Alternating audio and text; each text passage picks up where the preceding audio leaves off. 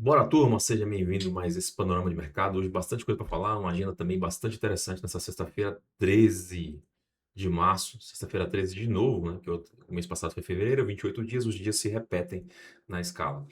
Então, sexta-feira 13, pela segunda vez em 3 meses, a gente tem um panorama aí de um pouco mais de equilíbrio, né? Não tem aquela pressão para queda ou motivo também para subir. Eu já explico tudinho, ah, já já. Só para quem não sabe, meu nome é Breno Brasil, sou responsável de conteúdo aqui do Café com Day Trade. Aqui estão as nossas redes sociais e vamos lá. Bom, primeira coisa, a gente sempre fala em possibilidade de corte de juros, a reunião está se aproximando, dia 18, né? Então, semana que vem, os membros do Fed já estão em período de silêncio, então se houver alguma interlocução de alguns deles falando na agenda, eles vão falar sobre outros assuntos, não podem falar sobre política monetária diretamente, tá? Sempre algum repórter ou outro tenta tirar alguma coisa, mas vai ser alguma coisa meio breve. Então, corte de juros, a gente já viu que não está precificado, né, para a reunião de abril também. E aí a gente começa a falar em alguma possibilidade ali, 25% no dia 17 de junho, mas mais especificamente em julho. E essa probabilidade está diminuindo, ela estava transitando em cerca de 52 a 48, 48 a 52% ali, agora já está 62, ou seja, o mercado entendendo que essa alta do petróleo devido ao conflito no Irã está prejudicando os planos de corte de juros. Lembrando que na agenda hoje tem PCE, já já eu falo sobre isso, tá? Então, vamos lá. Só vendo como é que fecharam os mercados ontem, o Nasdaq fechou com queda de 1,7, Dow Jones 1,5, SP 500 fechou com 1,5, o dólar vem subindo nesse momento, né? O Russell, ok, fechou ali positivo, né? 0,49. O ouro, ligeira alta, depois de ter caído bastante, né? Caiu, ele estava trabalhando na faixa de 5.200, 5.200 e pouco, voltou para 5.100 e pouco, depois que abriu o mercado americano, só caiu e agora está trabalhando em 5.094 a onça Troy, voltando um pouquinho, 0,30%. Tá? E o Bitcoin ganhou aí um respiro, trabalhando na faixa dos 72 mil. Nesse momento, no pré-mercado, todo mundo aqui ligeiramente positivo, ou seja, algum motivo para isso? Não, basicamente a queda de ontem, né? Ali estão entendendo que tem uma oportunidade porque não tem grandes novidades. Mas trago as notícias que levaram à queda ontem também, no clima mais pesado. O filho do Khamenei lá, o Mojtaba Khamenei, ele tem sido bastante duro ali, bem alinhado com o pai, dizendo que vão pagar as vidas iranianas, que vão vingar todo mundo, né? Ele que perdeu ali, o pai perdeu, se não me engano, a esposa, alguns parentes ali, e tem sido duro, dizendo, ó, ninguém passa aqui, bombardeou alguns navios ali, no Kuwait ali, que não necessariamente tentaram atravessar a parte mais estreita do Estreito de Hormuz, mas que estavam ali no Golfo, e também tem atacado ali as bases americanas ao redor ali no Oriente Médio. Tá? Então, a narrativa dele é uma narrativa pesada, né, de vingança, de petróleo a. Vocês vão ver do petróleo a 150, já falou a 150. A aparição dele foi pública, né, mas chegou também a se noticiar que ele falou que o petróleo deve ir a US$ 200, tá? Então, talvez, não sei se um pouco de exagero, temos que aguardar para ver, mas uma narrativa de que ele quer ver, meio que, entre aspas, o circo pegar fogo. Ou seja, ele quer ver, vocês estão me atacando aqui, então vocês vão sofrer as consequências de um petróleo muito alto. Tá?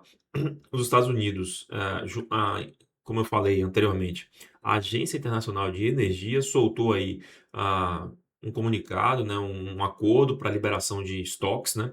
Esses estoques, eles têm um limite também, e esse limite ele não compreende o que se espera atualmente para a guerra. Ele seria ali calculado e lançado vamos dizer assim, em partes, né? Mas se somar tudo e fosse tudo liberado de uma vez, seria meio que responsável por contrapor, né? Ou seja, é, dar uma liquidez ali para o volume que está sendo subtraído do mercado pelo conflito de cerca de 20 dias. Tá? Então, é interessante, mas e aí os Estados Unidos veio com mais uma medida, que é diminuir as sanções, ou seja, permitir que os outros países, não só a Índia, comprem petróleo russo por 30 dias. A Europa não gostou nada disso, porque a Europa financia a Ucrânia na guerra e isso eleva o caixa da Rússia. Ou seja, eu estou colocando dinheiro aqui e essas sanções sendo retiradas permitem que o caixa se refaça do lado de lá, então eu vou precisar mais gastar um pouco mais aqui. Então a Europa não gostou muito bem, porém ações na Europa também se recuperam ligeiramente positivo, assim como nos Estados Unidos. No pré-market, a gente está vendo aqui, ó, Nasdaq todo positivo, bancos todos. É tudo assim, zero nada, né? Zero, o que está subindo mais aqui é o Citi 0,8 e tal, mas 0,3 aqui, a Coinbase está subindo 3%, mas você vê que tem muita empresa subindo 0,30, 0,30, 0,20, 0,30, 0,30. Não tem nada, não tem um drive de alta, tá? E existem também algumas empresas negativas também. O Stellantis, por exemplo, ele está 1,30 negativo. Então, a gente está vendo aí um cenário de pausa. A agenda hoje ela é bastante interessante, tem bastante coisa na agenda. Ah, agora, às 9h30, o dado mais importante, já daqui a 37 minutos, aqui no momento que eu estou gravando o vídeo aqui, o PCE, que é a inflação. Esse PCE, cuidado, pessoal, porque ele vindo ligeiramente positivo não vai significar muita coisa. O mercado já entende que esse dado ele não compreende as questões de petróleo. Tá? E se ele vier negativo, bom, aí é problema, porque um petróleo mais alto lá na frente significa que potencializa o próximo PCE. Tá? Ah, depois do PCE, a gente vai ter alguns dados aqui de consumo. 11 horas, dados de Michigan, né? Sexta-feira de sim, sexta-feira não. E tem o JOLTS hoje, tá? Que normalmente é divulgado na quarta-feira. Também tem o JOLTS. Então, 11 horas do JOLTS, tem os dados de Michigan, né? A pesquisa ao consumidor. É um dado relevante que fala sobre. É um dado voltado para consumo. O JOLTS também é um dado de. Então, tem uma agenda interessante, mas o background, o pano de fundo, ainda é novidades da guerra, que a gente tem que sempre ficar atento às novidades que vão saindo e principalmente hoje é sexta-feira, o mercado deve buscar posições mais conservadoras. Tá lembrando que teve a queda ontem, então por isso sobe um pouquinho, devido ao final de semana, e no final de semana muita coisa pode acontecer, especialmente se tratando de Donald Trump e esse novo líder islâmico iraniano. Tá? Então essas são as notícias. Lembrando, o dólar também está ganhando força. Deixa eu ver aqui onde é que foi parar. O dólar está ganhando bastante força, mas eu puxo aqui, não tem problema. Ó, 0,34 nesse momento bateu 100 o DXY, tá? Lembrando, o dólar e o ouro estão inversamente proporcionais. Quanto mais o dólar sobe, mais o ouro fica caro nos demais países, tá?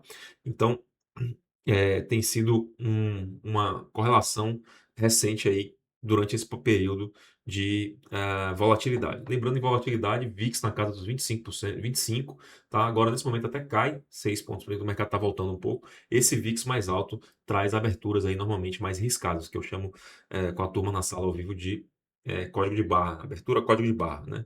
Então, normalmente é isso, lembrando que tem PCE, então vamos ver como é que vai ficar, se tem alguma direção no momento da abertura. Agora é uma tendência de alta no curto prazo, desde as 5h30 da manhã, subindo praticamente em linha reta aí.